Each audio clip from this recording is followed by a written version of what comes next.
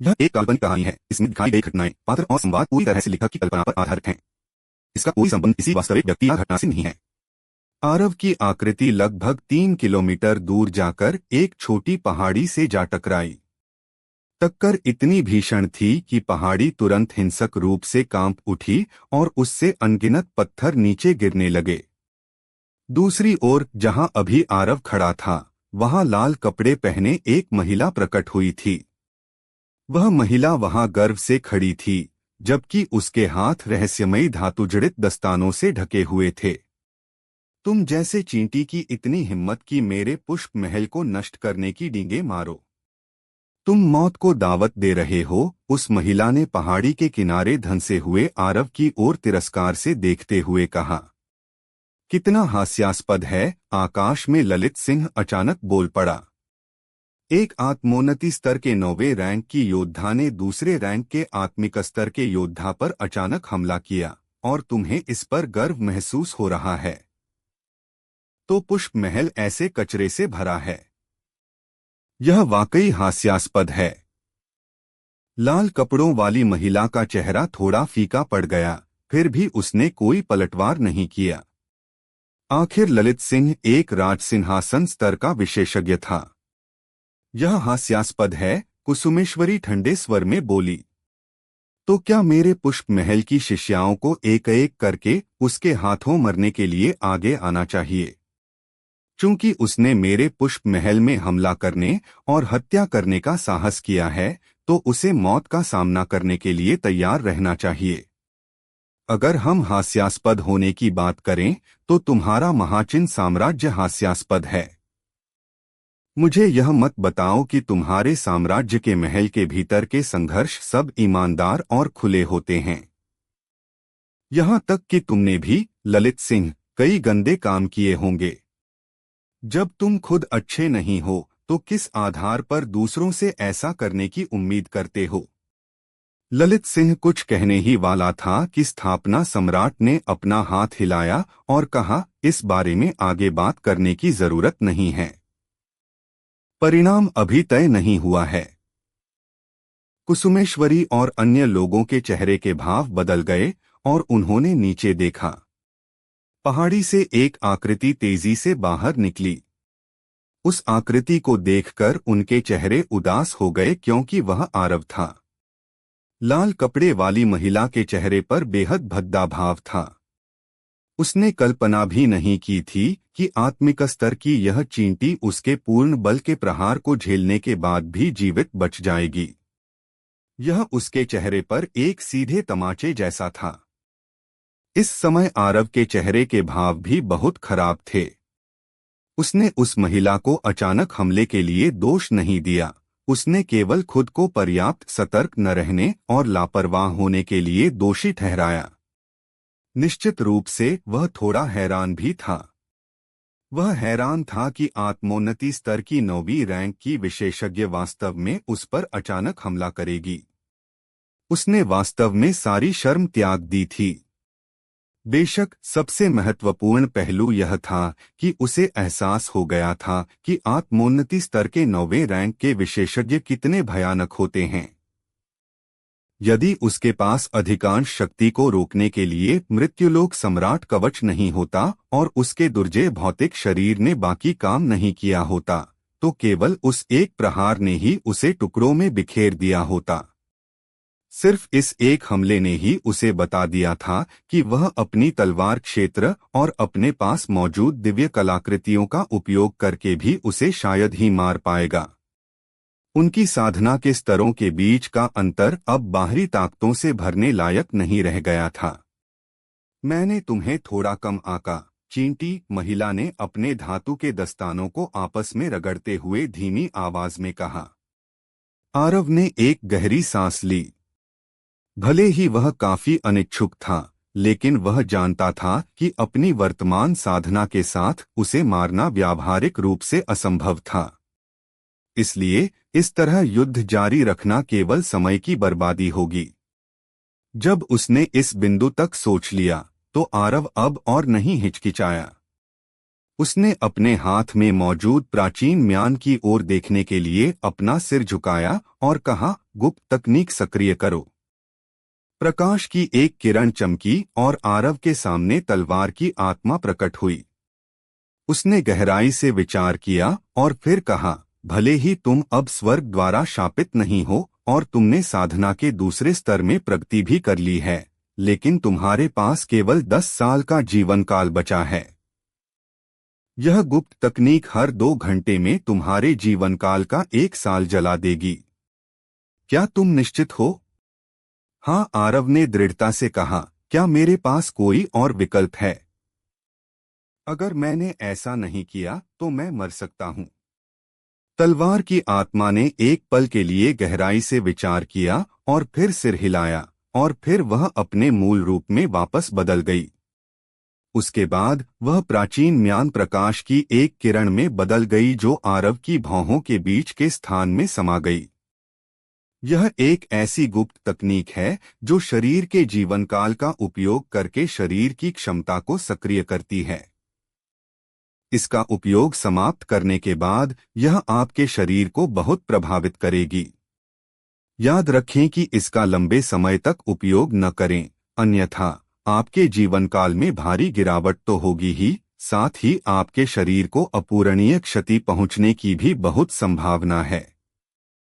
Boom! तलवार की आत्मा के ये शब्द समाप्त करने के बाद आरव के भीतर से एक अत्यंत भयानक आभा फूट पड़ी और फिर आरव की साधना वास्तव में विस्फोटक रूप से बढ़ने लगी। आत्मिक स्तर की 3री रैंक, आत्मिक स्तर की 4थी रैंक, आत्मिक स्तर की 9वीं रैंक। बूम! आरव के शरीर के भीतर से एक बार फिर एक भयानक प्रभावशाली आभा निकली और फिर वह ज्वार की तरह चारों ओर फैल गई।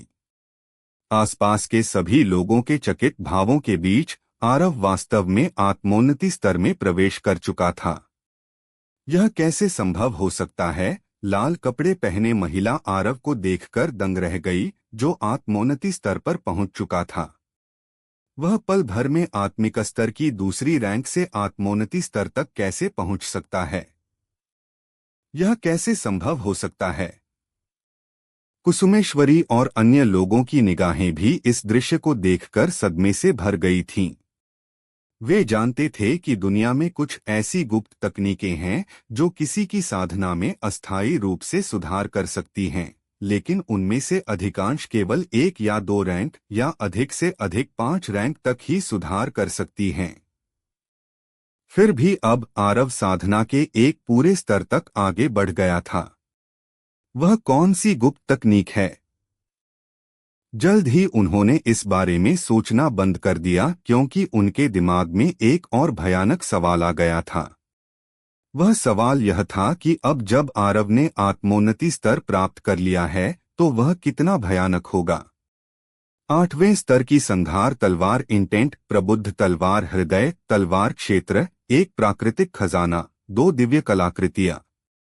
क्या आत्मोन्नति स्तर में कोई उसका मुकाबला कर सकता है? वंशिका, जल्दी पीछे हटो। वह समान स्तर के लोगों के अजेय अजेय है।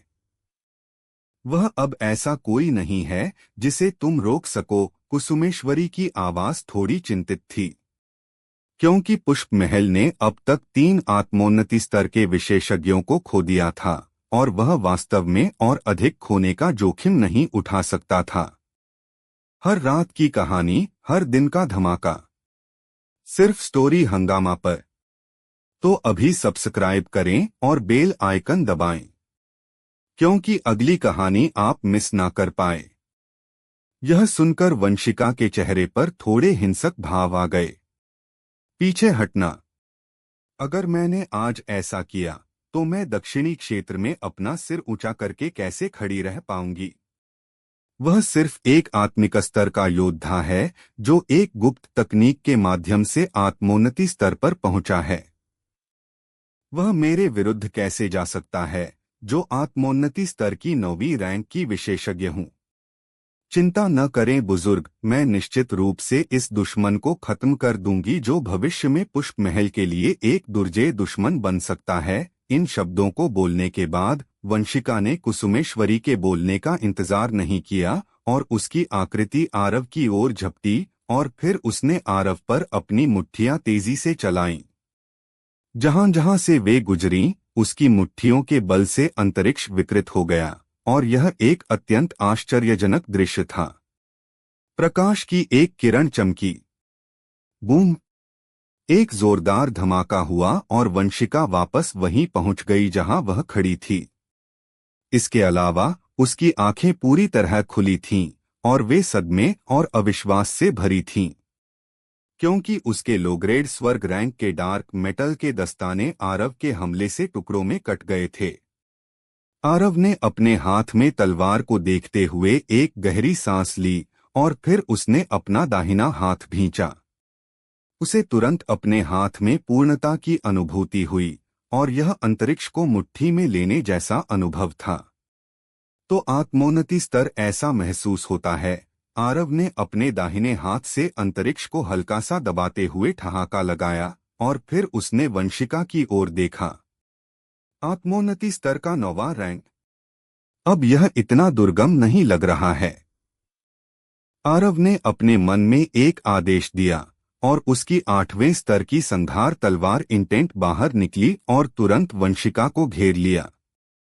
वह चकित रह गई और उसकी पुतलियां सिकुड़ गईं क्योंकि आरव उसके सामने पहुंच चुका था। आरव ने एक क्रूर मुस्कान बिखेरी और अपनी शून्य फ्लैश तलवार आगे चलाई। वंशिका ने स्वाभाविक रूप से इस हमले का सीधे सामना करने की हिम्मत नहीं की। क्या मजाक है? वह 8वें स्तर की संघार तलवार इंटेंट से सुसज्जित एक दिव्य कलाकृति थी। वह सीधे इसका विरोध करने की हिम्मत कैसे कर सकती थी? उसने तुरंत पीछे हटने का इरादा किया, लेकिन अचानक उसके चारों ओर एक अदृश्य बल प्रकट हुआ और यह एक पहाड़ की तरह था जिसने उसे काफी घुटन महसूस कराई। इसके अलावा उसके भीतर की गूढ़ ऊर्जा भी रुक गई थी और उसका संचार करना असंभव हो गया था। दूसरी ओर इस अदृश्य बल के प्रकट होने के बाद आरव की शून्य फ्लैश पर तलवार इंटेंट और भी तीव्र हो गई और इसकी गति कम से कम 5 गुना बढ़ गई थी। यदि वह अदृश्य बल उसे दबाने के लिए नहीं होता तो वह अभी भी इतनी गति से बचने में सक्षम होती, लेकिन अब वह केवल आरव की तलवार को अपनी ओर आते हुए देख सकती थी। तुम्हारी हिम्मत कैसे हुई? कुसुमेश्वरी की क्रोधित गर्जना हवा में बिजली की कड़कड़ाहट की तरह गूंजी और फिर एक विशाल हथेली ने अंतरिक्ष को चीरते हुए आरव की ओर प्रहार किया। आरव ने अपनी भौहें सिकोड़ी, लेकिन उसके कार्यों में कोई झिझक नहीं थी और उसने अपनी तलवार चलाने की ताकत और भी बढ़ा दी। हिस! शून्य फ्लैश ने वंशिका की गर्दन को काट दिया और उसकी आंखें अपनी कोटरों से बाहर निकलती हुई लग रही थीं, जबकि उसकी गर्दन से खून धीरे धीरे बह रहा था। वह उसके उग्र लाल कपड़ों पर बहने लगा, जिससे यह दृश्य अत्यंत सुंदर फिर भी खौफनाक लग रहा था। जैसे ही वह विशाल हथेली आरव से टकराने वाली थी, एक और विशाल हथेली प्रकट हुई और कुसुमेश्वरी के हमले से टकरा गई। बूम! जैसे ही दोनों विशाल हथेलियां टकराईं और बिखर गईं, अंतरिक्ष में लहरें दौड़ गईं। कुसुमेश्वरी ने बिस्ट सम्राट की ओर नाराजगी से देखा और कहा, बिस्ट सम्राट, क्या तुम्हारा डार्क बिस्ट साम्राज्य वास्तव में मेरे पुष्प महल के साथ कभी न मिटने वाला दुश्मन बनने का इरादा रखता है? बिस्ट सम्राट ने अपना सिर हिलाया और कहा, क्या अब यह सब कहने का कोई मतलब है? अच्छा, बहुत अच्छा। कुसुमेश्वरी के चेहरे के भाव पूरी तरह हिंसक हो गए थे और फिर उसने नीचे आरव की ओर देखा और कहा, तुम भी? क्या तुम मेरे पुष्प महल को मिटाना नहीं चाहते और इसे इस दुनिया से पूरी तरह गायब नहीं करना चाहते? चलो देखते हैं कि क्या एक ऐसा असाधारण प्रतिभाशाली व्यक्ति जो केवल तलवार संप्रदाय के स्थापना पूर्वज से ही कमतर है, आज ऐसा करने में सक्षम है। पुष्प महल की शिष्याओं, मेरे आदेश को सुनो। अपनी पूरी ताकत से इस आदमी को मार डालो। सब एक साथ हमला करो। तो वे पूरी तरह से शर्म को त्याग कर काम करने का इरादा रखते हैं। आरव ठंडी हंसी हंसा, लेकिन यह उसके इरादों के बिल्कुल अनुकूल था। जैसे ही कुसुमेश्वरी ने बोलना समाप्त किया, पूरे पुष्प महल में हलचल मच गई और अनगिनत योद्धा उस पहाड़ी की ओर झपटे जिस पर आरव था, कमल शिखर। कुछ ही पलों में पुष्प महल के 10,000 से अधिक विशेषज्ञ पहाड़ी पर जमा हो गए थे। उनमें से सबसे कमजोर राजा स्तर के थे, जबकि उनमें से अधिकांश आत्मिक स्तर के योद्धा थे। इसके अलावा उनमें वास्तव में लगभग 40 आत्मोन्नति स्तर के विशेषज्ञ भी थे। हालांकि उनमें से अधिकांश आत्मोन्नति स्तर के 5वें रैंक से नीचे थे और केवल 10 से थोड़े अधिक ही उससे ऊपर थे। क्या आरव अकेला इतने सारे विशेषज्ञों के खिलाफ जा सकता था? बेशक वह नहीं जा सकता था, लेकिन वह इतना मूर्ख भी नहीं था कि अकेला इतने सारे विशेषज्ञों के खिलाफ जाए। आरव ने अपनी हथेली पलटी और फिर एक संचार तंत्र हवा में उड़ा और धमाके के साथ फट गया। उसने नांजिन और अन्य लोगों को सूचित कर दिया था जो पुष्प महल के पास छिपे हुए थे कि जैसे ही वह संकेत दे, वे पुष्प महल में घुसकर कत्लेआम शुरू कर दें। उनके पास मौजूद ताकत के साथ उन्हें यहां पहुंचने में बहुत कम समय लगेगा। इस बीच आरव ने स्वाभाविक रूप से अपने सामने मौजूद इन लोगों को कुछ ऐसा देने का इरादा किया जिसका वे आनंद ले सकें। अपने मन में एक आदेश के साथ 200 तलवारें आकाश में उड़ी और फिर उसके आदेश पर नरक अग्नि प्रकट हुई। यह हवा में थोड़ा कांपी और फिर आग की अनगिनत लपटों में बदल गई जिसने उन तलवारों को घेर लिया। हालांकि यह इसका अंत नहीं था। एक लाल चमक उभरी और तलवार संरचना को ढक लिया, जिससे तलवारों से तुरंत तीखी चीखें निकलने लगीं। आसपास के सभी लोगों के चेहरे के भाव हिंसक रूप से बदल गए। दोस्तों, स्टोरी को लाइक, शेयर व सब्सक्राइब कर दिया करो जिससे मुझे मोटिवेशन मिलता है। बस मर जाओ। आरव के सामने की तलवारें प्रकाश की किरणों में बदल गईं और पुष्प महल के शिष्यों की भीड़ पर टूट पड़ी। बूम! कमल शिखर के ऊपर एक विशाल विस्फोट हुआ और गूंज उठा और फिर एक विशाल मशरूम जैसा धुएं का बादल आसमान में छा गया। उसके बाद उस बादल के भीतर से अचानक आग की एक लहर निकली और कमल शिखर के ऊपर अनगिनत चीखें गूंज उठीं। कुछ देर बाद जब धूल और मिट्टी छंटी तो पर्वत की चोटी लाशों से ढकी हुई थी। यहाँ मौजूद अधिकांश आत्मिक स्तर और राजा स्तर के साधक इस हमले में मारे गए थे और उनकी संख्या कुछ हजार थी। शेष जीवित बचे लोगों में ज्यादातर आत्मिक स्तर के साधक थे। हालांकि वे जीवित थे, लेकिन उन्हें गंभीर चोटें आई थीं। इसके अलावा आत्मोन्नति स्तर के विशेषज्ञों को भी कुछ नुकसान हुआ था। आरव की तलवार संरचना की शक्ति वास्तव में इतनी भयानक और दुर्जेय थी। पुष्प महल के जीवित बचे शिष्य आरव को सदमे से देख रहे थे, जैसे वे किसी राक्षस को देख रहे हों। क्या वह वास्तव में दूसरे रैंक का आत्मिक स्तर का साधक है, जिसने आत्मोन्नति स्तर तक पहुंचने के लिए बाहरी स्रोतों का सहारा लिया था? कुसुमेश्वरी का चेहरा भयानक रूप से उदास था और उसकी आंखों में मारने की इच्छा तेजी से बढ़ रही थी। यह लड़का निश्चित रूप से एक आपदा है जिसे खत्म किया जाना चाहिए। अन्यथा यदि इसे बढ़ने दिया गया तो यह मेरे पुष्प महल के लिए एक घातक खतरा बन जाएगा। उसने अभी आत्मोन्नति स्तर प्राप्त करने के लिए केवल एक गुप्त तकनीक का उपयोग किया है, फिर भी वह इतनी भयानक तकनीक का उपयोग करने में सक्षम है। यदि वह वास्तव में एक आत्मोन्नति स्तर का विशेषज्ञ बन गया तो क्या पुष्प महल का कोई भी आत्मोन्नति स्तर का शिष्य उसका मुकाबला कर पाएगा?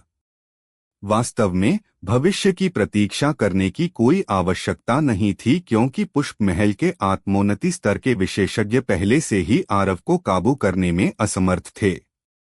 सिचू के चेहरे पर भी गंभीर भाव थे। जाहिर है आरव के हमले ने उसे हैरान कर दिया था। मैंने कभी उम्मीद नहीं की थी कि दक्षिणी क्षेत्र में ऐसा अद्वितीय प्रतिभावान व्यक्ति प्रकट होगा। उसे खत्म किया जाना चाहिए, अन्यथा यह बहुत संभव है कि वह मृत्युलोक सम्राट का एक बड़ा दुश्मन बन जाएगा। सिचु ने अपने मन में निर्णय लिया। सिर्फ सिचु और कुसुमेश्वरी ही हैरान और स्तब्ध नहीं थे, यहाँ तक कि स्थापना पूर्वज और बिस्ट सम्राट भी बहुत हैरान थे। उन्हें उम्मीद नहीं थी कि आरव के पास वास्तव में आत्मोन्नति स्तर में जबरदस्ती आगे बढ़ने के लिए एक गुप्त तकनीक थी, और वह वास्तव में इतनी भयानक युद्ध तकनीक का उपयोग करने में सक्षम था। उसने अभी जो तकनीक इस्तेमाल की थी वह शायद कम से कम दिव्य स्तर के मध्यम ग्रेड की थी। स्थापना पूर्वज और बिस्ट सम्राट ने एक दूसरे की ओर देखा और फिर मुस्कुराए, क्योंकि आरव जितना शक्तिशाली था और उसके पास जितने अधिक तुरुप के पत्ते थे, यह उनके लिए उतना ही बेहतर था। कुछ ही समय बाद नानजिंग और लगभग 70 आत्मोन्नति स्तर के विशेषज्ञ पहुंच गए। उनके अलावा 100 से अधिक आत्मिक स्तर के डार्क बिस्ट भी कमल शिखर की ओर दौड़ पड़े। आसपास की गंदगी और तबाही को देखकर वे सभी चौंक गए। क्या आरव ने यह सब अकेले किया? अरे, तुमने आत्मोन्नति स्तर प्राप्त कर लिया, नानजिंग अचानक आश्चर्य से बोली। आखिरकार पुष्प महल आने से पहले आरव आत्मिक स्तर के केवल दूसरे रैंक पर था। आरव ने अपना सिर हिलाया और कहा, मैं एक गुप्त तकनीक के माध्यम से जबरदस्ती आगे बढ़ा हूं। ठीक है, मुद्दे पर आते हैं। यहाँ बहुत सारे विशेषज्ञ हैं, इसलिए आप जितने अधिक मारेंगे उतने ही अधिक उच्चग्रेड ऊर्जा पत्थर कमाएंगे। यह सब आपकी क्षमता पर निर्भर करता है। चिंता न करें, राजसिंहासन स्तर के विशेषज्ञ आप सभी पर हमला नहीं करेंगे, इसलिए आप जी भरकर मार सकते हैं। जब उन्होंने आरव के कहे वे आखिरी शब्द सुने तो वे सभी अब चिंतित नहीं थे और वे पुष्प महल के शिष्यों के समूह की ओर झपट पड़े। उनकी आंखों में वे शिष्य उच्चग्रेड ऊर्जा पत्थरों का एक समूह मात्र थे। आरव की तरफ की सेना पुष्प महल की सेना की तुलना में बहुत कम थी, लेकिन उनकी गुणवत्ता पुष्प महल से बेहतर थी। आखिरकार उसकी तरफ सबसे कमजोर साधक आत्मिक स्तर पर था। इसके अलावा जब तक एक आत्मिक स्तर का विशेषज्ञ असाधारण रूप से राक्षसी प्रतिभा वाला न हो, तब तक उस विशेषज्ञ के पास आत्मोन्नति स्तर के विशेषज्ञ के स्थानिक पिंजरे का विरोध करने की कोई क्षमता नहीं होती थी। आखिरकार आरव और नानजिंग की तरह हर कोई स्थानिक पिंजरे को नहीं तोड़ सकता था। भले ही आरव की तरफ साधक बहुत कम थे, फिर भी कुछ समय की लड़ाई के बाद पुष्प महल धीरे धीरे प्रतिकूल स्थिति में आ गया। आरव ने युद्ध में भाग नहीं लिया। वह कुछ समय तक चुपचाप खड़ा रहा और फिर उसकी पीठ पर लगे पंख फड़फड़ाए और वह पुष्प महल की गहराइयों की ओर उड़ चला। कुसुमेश्वरी की पुतलियां सिकुड़ गईं जब उसने देखा कि वह किस दिशा में जा रहा है, और वह गुस्से में दहाड़ी। तुम्हारी हिम्मत कैसे हुई? क्योंकि जिस दिशा में आरव जा रहा था वह पुष्प महल के भीतर एक प्रतिबंधित क्षेत्र की ओर ले जाती थी, जिसे पुष्प कब्रिस्तान कहा जाता था। पुष्प कब्रिस्तान क्या था? यह पुष्प महल के संस्थापक पूर्वज और संप्रदाय के सभी प्रतिष्ठित मास्टर्स और बुजुर्गों की कब्र थी। पुष्प महल के विशेषज्ञों की गिरी हुई आत्माओं को यहाँ अनंत विश्राम दिया गया था। यह कहा जा सकता था कि हालांकि वहाँ कोई खजाना नहीं था और न ही यह साधना का स्वर्ग था, लेकिन यह पुष्प महल के लिए एक पवित्र और प्रतिबंधित क्षेत्र था। कुसुमेश्वरी और अन्य लोगों ने स्वाभाविक रूप से यह नहीं सोचा था कि वह पुष्प महल के वरिष्ठों को श्रद्धांजलि देने जा रहा है। एक मूर्ख भी जानता था कि वह निश्चित रूप से कुछ बुरा करने वाला है। यदि आरव पुष्प कब्रिस्तान में प्रवेश करके उसे नष्ट कर देता तो न केवल पुष्प महल अपना सम्मान खो देता, बल्कि वह कुसुमेश्वरी संप्रदाय की एक अभूतपूर्व अपराधी बन जाती। पुष्प महल के शिष्य आरव के इरादों से अवगत लग रहे थे, इसलिए कुछ ही समय बाद एक शिष्य ने उसका रास्ता रोक दिया। आरव ने अपनी सांस बर्बाद नहीं की और बस तलवार इंटेंट 8वें स्तर के साथ अपनी तलवार घुमाई और उस शिष्य को प्रतिक्रिया करने का मौका भी नहीं मिला और उसका सिर शरीर से अलग हो गया। उसके बाद आरव बिल्कुल भी धीमा नहीं हुआ और पुष्प कब्रिस्तान की ओर बढ़ता रहा। रास्ते में अनगिनत शिष्यों ने उसका रास्ता रोका, लेकिन लगभग हर एक को आरव की तलवार के एक ही प्रहार से मार दिया गया। इस समय संघार तलवार इंटेंट और तलवार क्षेत्र के साथ आरव साधना के समान स्तर वाले साधकों के खिलाफ व्यावहारिक रूप से अजेय था। कुछ ही समय में आरव पुष्प कब्रिस्तान के सामने पहुंच गया। यह एक घाटी के भीतर स्थित था और हरे रंग की पोशाक पहने एक महिला घाटी के प्रवेश द्वार पर चुपचाप खड़ी थी, जिसके हाथ में एक तलवार थी। तुम्हारे पास रुकने के लिए अभी भी समय है, महिला ने धीमी आवाज में कहा। यदि तुम्हारा इरादा अपनी मां का बदला लेना था तो तुम पहले ही सफल हो चुके हो। तुम्हें पता होना चाहिए कि तुम्हारे लिए मेरे पुष्प महल को मिटाना बिल्कुल असंभव है। कम से कम अभी तुम्हारे लिए यह असंभव है। यदि तुम अभी रुक जाते हो तो शायद हमारे बीच की शत्रुता सुलझने का मौका मिल जाए।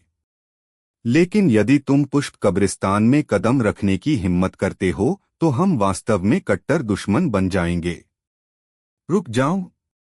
कट्टर दुश्मन? आरव उसकी बात सुनकर गुस्से में हंसने लगा। जिस क्षण मेरी मां की मृत्यु हुई उसी क्षण से मैं पुष्प महल का कट्टर दुश्मन हूं। रुकना? यह बिल्कुल असंभव है। मैंने सुना है कि तुम्हारे पुष्प महल के संस्थापक पूर्वज को पुष्प कब्रिस्तान में दफनाया गया है। मैं आरव वास्तव में देखना चाहूंगा कि किस तरह का व्यक्ति ऐसा अमानवीय नियम बनाएगा। मुझे लगता है कि तुम रास्ते से नहीं हटोगी, इसलिए तुम्हारे लिए मर जाना ही बेहतर है। जैसे ही उसने बोलना समाप्त किया, आरव की आकृति चमकी और वह तुरंत हरे रंग की पोशाक वाली महिला के सामने पहुंच गया।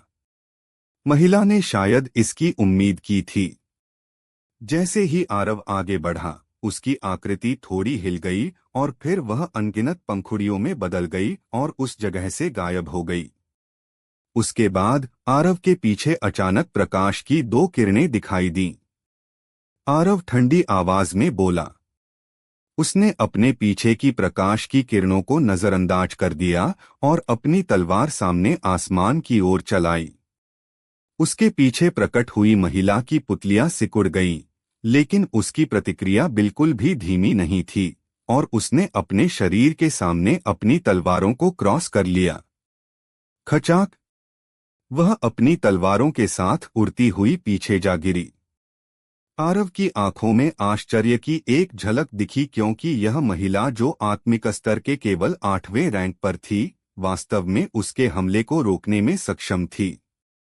हालांकि आरव को तुरंत समझ आ गया। यह निश्चित रूप से इसलिए था क्योंकि उसके हाथों में तलवारें कोई साधारण तलवारें नहीं थीं। आरव ने अपना सिर हिलाया और फिर से अपनी तलवार चलाने ही वाला था। हालांकि ठीक इसी समय एक मध्यम आयु वर्ग की महिला उसके सामने प्रकट हुई और हरे रंग की पोशाक वाली महिला के आगे खड़ी हो गई। एक 9वें रैंक की आत्मोन्नति स्तर की विशेषज्ञ। आरव का दिल दहल गया और उसने मन ही मन कहा, एक बड़े संप्रदाय से जैसी उम्मीद थी। इसके पास वास्तव में एक और 9वें रैंक का आत्मोन्नति स्तर का विशेषज्ञ है।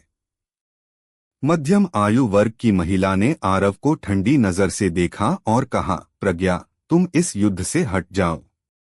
वह साधना के समान स्तर वालों के अजेय अजेय है, इसलिए तुम्हारे लिए एक ऊंचे स्तर पर जाकर उसका मुकाबला करना बिल्कुल असंभव है। अनावश्यक बलिदान मत दो। प्रज्ञा नाम की महिला ने एक पल के लिए गहराई से सोचा और फिर सिर हिलाया और फिर उसने दूर जाने से पहले आरव पर एक नजर डाली। मैंने कभी उम्मीद नहीं की थी कि मेरे पुष्प महल को तुम्हारे द्वारा ऐसी स्थिति में मजबूर किया जाएगा। कहने की जरूरत नहीं है, भले ही मेरा पुष्प महल आज तुम्हें मार दे, लेकिन दक्षिणी क्षेत्र में इसकी प्रतिष्ठा निश्चित रूप से गिर जाएगी। मध्यम आयु वर्ग की महिला धीरे से बोली, मुझे मानना होगा कि सरिता ने सचमुच एक अच्छे बेटे को जन्म दिया है। आरव ठंडी हंसी हंसा और कहा, पुष्प महल की प्रतिष्ठा? आप बहुत अधिक सोच रही हैं। भविष्य में दक्षिणी क्षेत्र में कोई पुष्प महल नहीं होगा। भले ही मैं आज आपके पुष्प महल को नष्ट न कर सकूं, लेकिन मैं एक दिन इसे निश्चित रूप से पूरा करूंगा।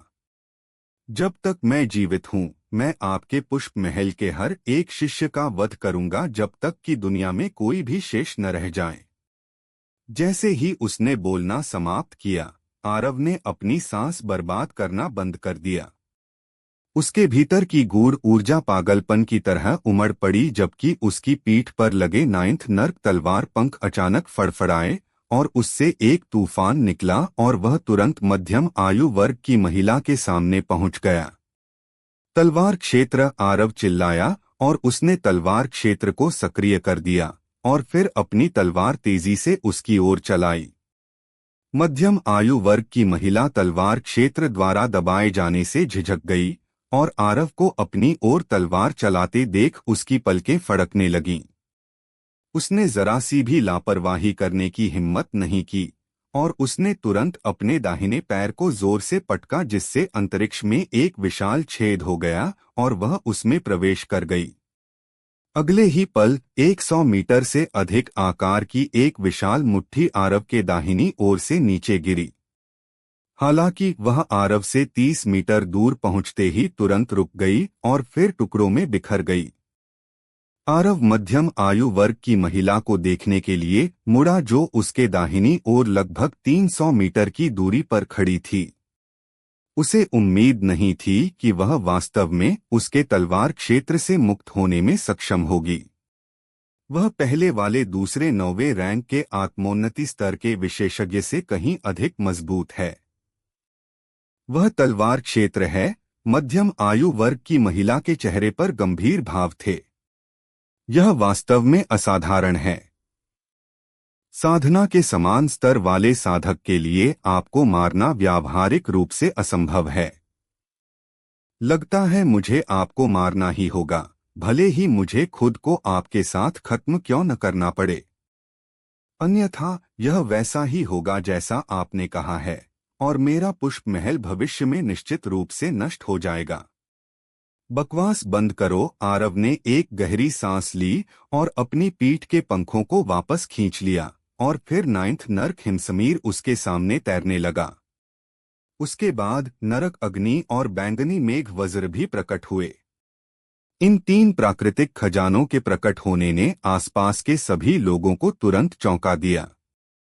9th नर्क हिमसमीर, बैंगनी मेघ वज्र और यह ज्वाला, यह नरक अग्नि होनी चाहिए। 3 प्राकृतिक खजाने। उसके पास वास्तव में 3 प्राकृतिक खजाने हैं। कुसुमेश्वरी की आंखें सदमे से भरी थीं। एक साधारण व्यक्ति अपने पूरे जीवनकाल में शायद प्राकृतिक खजानों को देख भी न पाए, फिर भी ऐसे प्राकृतिक खजाने एक आत्मिक स्तर के साधक के पास थे। इसके अलावा वे भी 3-3। हे भगवान, आप उस पर इतने मेहरबान और उदार क्यों हैं? जैसे ही वे यहाँ प्रकट हुए, वे आरव के नियंत्रण में तेजी से एक तलवार के रूप में बन गए और उसने इस तलवार को मध्यम आयु वर्ग की महिला की ओर इशारा किया, जिसकी आंखें विस्मय से भरी थीं। मैं तुम्हें एक ही प्रहार में खत्म कर दूंगा। आरव की दबंग आवाज चारों ओर गूंज उठी। अब क्या होने वाला है, आगे सुनते रहिए सर्वशक्तिमान हमारे चैनल स्टोरी हंगामा पर।